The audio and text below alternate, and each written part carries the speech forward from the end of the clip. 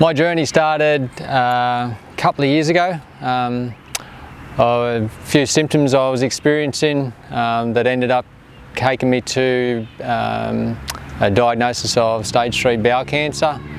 I went to see my GP back in 2016, the start of 2016. I just mentioned to her the fact that I wanted a little mole checked on my shoulder, skin cancer, and that I'd been passing a little bit of blood. Nothing too crazy. At that stage I was 36 years old, trained in the gym 5 days a week, threw my body around playing touch footy, run around with the kids, ran every day, kept myself fit and healthy, so I wasn't expecting too much to come from it. I was more of the likes of, they'll probably tell me that I've got a hemorrhoid or something like that and take it easy in the next couple of weeks in the gym.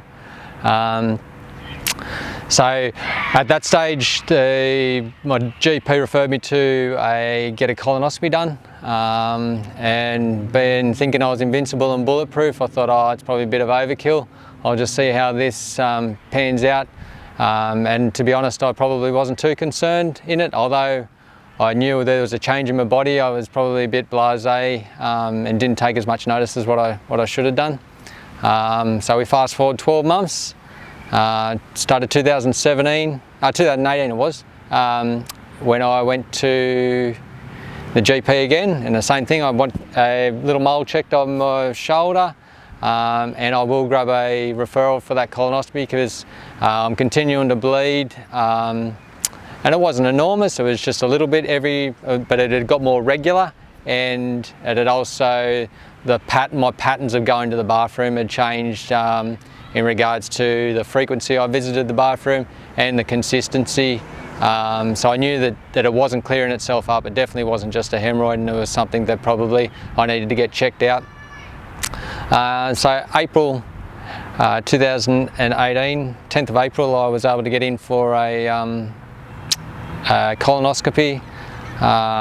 Spoke to the surgeon going into hospital there before they gave me a general anaesthetic, and yeah, he just said, look, it could be a range of issues. We'll go and check it out and see what we come out with. And I remember waking up that afternoon and feeling quite positive that at least we were going to get a result out of the day, but probably wasn't prepared for the news I was about to be told. So that afternoon, my wife arrived at the hospital whilst I was still in recovery, and I thought that was a bit strange that she arrived so early, and the surgeon pulled us together and took us into a nice quiet little office and told me that he'd found a fairly large tumour inside the bottom part of my bowel, large bowel, and that I probably needed to be seen to rather quickly in regards to my survival chances and what life was going to be like moving forward. So we probably sat and spoke to him for about an hour, and I reckon I heard bowel cancer, and that's all I heard that day. That was the only message that sort of went into my brain. Everything else just turned black. So that night was a pretty tough night. I didn't sleep at all that night, and the next day I went and had a CT scan and MRI scan here in Dubbo, and got the results back the following week to find out that there was a couple of lymph nodes that were enlarged, which put me into a category they call stage 3 bowel cancer, where it's escaped the primary organ, being the large bowel, and there was potential it could have moved on to other organs. So that stage was pretty scary for me. So then we look forward to getting treatment, and I was lucky at that stage that family, friends, a lot of support had rallied around me to sort of keep my thoughts and outlook really positive, and progressing forward. And my ultimate goal at that stage was to start treatment and kick this thing in the butt as quickly as I possibly could. So I had a couple of appointments with different specialists, being the surgeon, medical oncologist and radiation oncologist, in regards to starting treatment. And I think it was about 3 weeks after diagnosis I started 5 weeks intense radiation down at the Orange Base Hospital, which included travelling to Orange Monday to Friday for 5 weeks to go down there and sit in or lie in the radiation bunker and have radiation administered. So in regards to the radiation, or in regards to travelling down there, so there's a I used it as a really positive experience. I got a lot of my mates here in town involved with work, touch footy, guys I used to go to school with. They all rallied around me and we did up a roster, so I had a different person to travel to Orange with every day. So yeah, it turned a pretty medial half day of travelling to Orange and getting treatment into a pretty jovial sort of joke and muck around in the car and catch up with about old times and stuff like that. So that was probably a really good period for my mental health. Just been told that I was 36 years old and I probably had a pretty bad diagnosis, that I was able to get as many supporters around me to rally around me and give me that opportunity to go down and share some good times with those guys in such dull circumstances. So 5 weeks worth of radiation treatment. I can honestly say the radiation treatment I wouldn't wish that upon anyone. The side effects to it, I describe it as being put in a microwave and just cooked.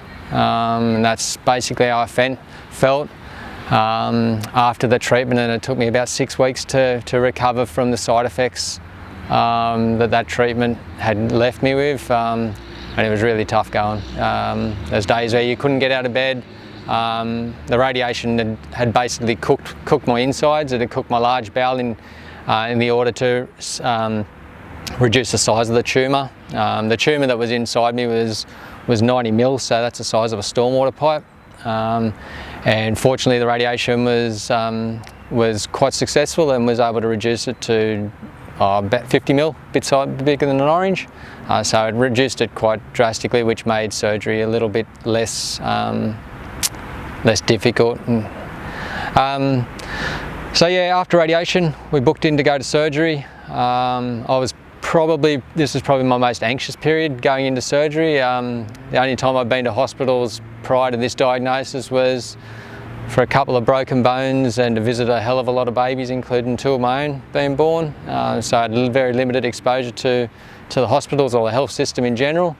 But saying that, yeah, I just probably needed to get my mental health in order and just make sure that I wasn't going to slip, and be aware that I wasn't going to slip into a depression or an anxious state. So I spoke to a counsellor, one of the oncology counsellors that's offered, or their services are offered through the hospital, and she was fantastic. She just made you feel so comfortable. We just had a bit of a chat and discussion, and really worked out that what I was feeling and thinking was quite all right. It was no different to what you'd expect anyone in my position to be feeling. So that was really good to get that off my chest, and just gave me a bit more confidence to move into the next stage, which was surgery. So I spent 10 days in hospital here in Dubbo, where they removed the tumour and part of my large intestine, probably about 370 mil.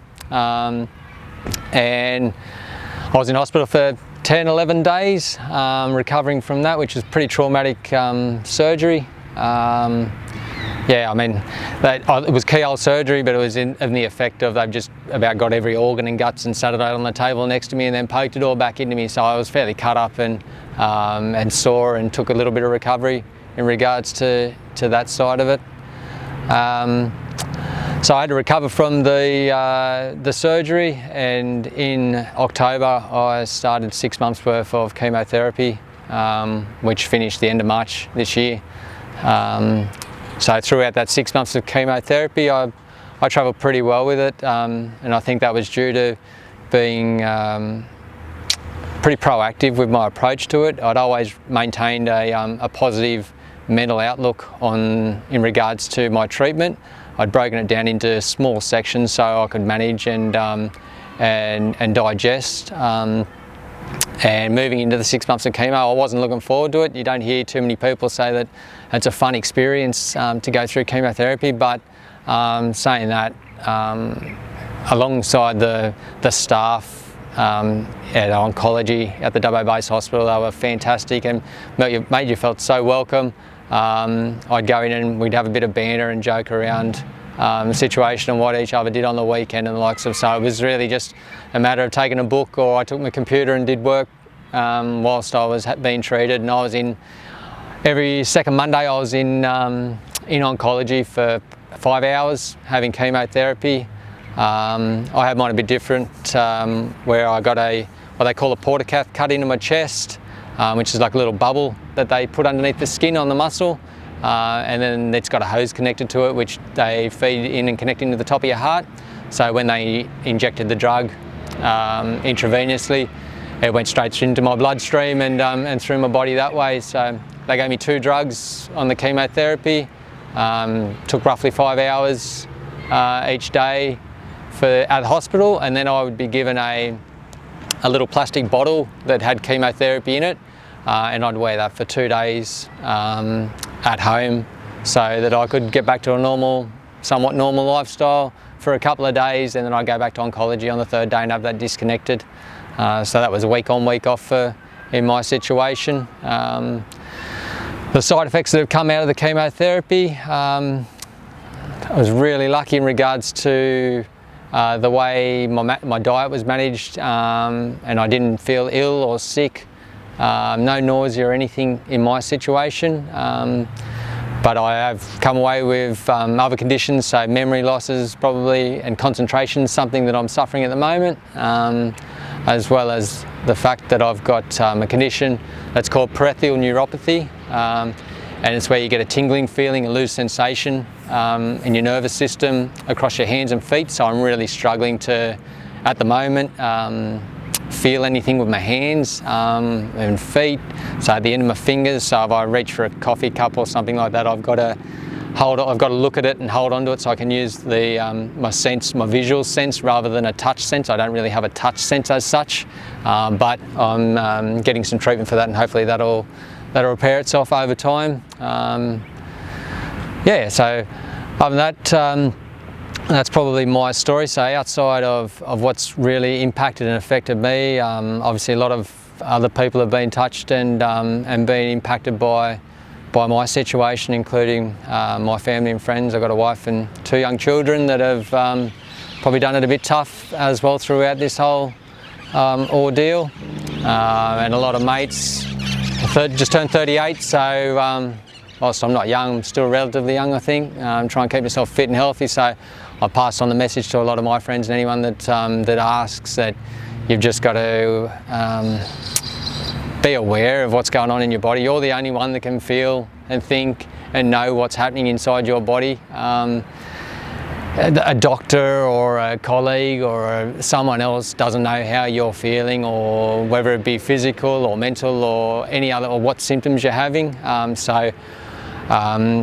suppose the message I would need to get out there is, you know your body, you know what's normal, and when something's not normal, you need to pay attention to that, and go and see one of the health professionals that are there to do some research and find out what could be going on with your body. Because I mentioned that I thought I was invincible, and I don't think I'm invincible anymore. Something as simple as bowel cancer's impacted both me and my family and friends pretty drastically too.